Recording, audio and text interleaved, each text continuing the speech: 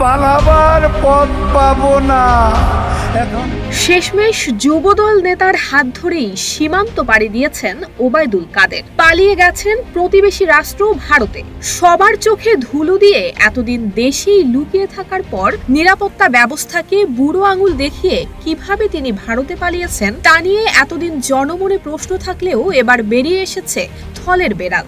হাটে হাড়ি ভেঙেছেন যশোর জেলা যুবদলের বহিষ্কৃত প্রচার সম্পাদক ইস্কেন্দার আলী জনি। দিয়েছেন ওবায়দুল কাদেরের পালিয়ে যাওয়া নিয়ে চাঞ্চল্যকর সব তথ্য। এক ফেসবুক লাইভে জনি দাবি করেছেন আওয়ামী লীগের সাধারণ সম্পাদক ওবায়দুল কাদেরকে ভারতে পালিয়ে যেতে সহযোগিতা করেছেন যশোর জেলা যুবদলের সাধারণ সম্পাদক আনসারুল হক রানা। সেই সাথে দলটির সভাপতি এবং সাধারণ সম্পাদকের বিরুদ্ধে তুলে ধরেছেন বিস্তর অভিযোগ। সে সময় তিনি বিএনপির ভারপ্রাপ্ত চেয়ারম্যান তারেক রহমানের দৃষ্টি আকর্ষণ করে সঠিক তদন্তেরও দাবি জানিয়েছেন। পালাবেন না বলেও পালিয়ে গেলেন ওবায়দুল কাদের, তাও আবার যুবদল নেতার হাত ধরে। এমন খবরে রাজনৈতিক মহলে দেখা গেছে মিশ্র প্রতিক্রিয়া। প্রশ্ন উঠেছে, ধরিয়ে দেওয়ার পরিবর্তে কিভাবেই বা কাদেরকে সীমান্ত পার করে দিলেন ওই যুবদল নেতা।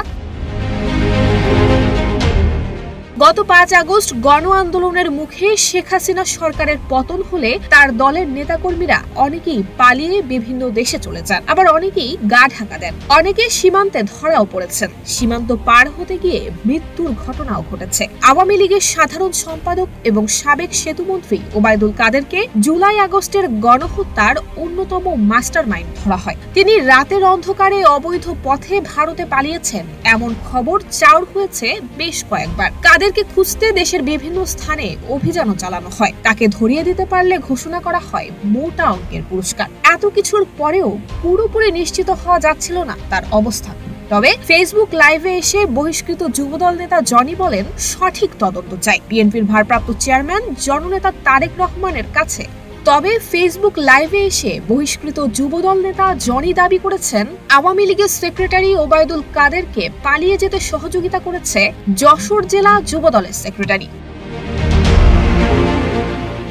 তবে জনির এই অভিযোগকে হাস্যকর এবং ভিত্তিহীন বলে মন্তব্য করেছেন যশোর জেলা যুবদলের সাধারণ সম্পাদক আনসারুল হক রানা। তিনি দাবি করেছেন এ ধরনের কোনো ঘটনাই ঘটেনি এবং তদন্তের মাধ্যমে বিষয়টি প্রমাণ করা যাবে। যশোর জেলা যুবদলের সভাপতি তমাল আহমেদ জনিকে উন্মাদ এবং নেশাগ্রস্ত উল্লেখ করে বলেছেন বিতর্কিত কর্মকাণ্ডে জড়িত থাকায় তাকে বহিষ্কার করা হয়েছে। নুসরাত জাহান মেহের, ঢাকা পোস্ট।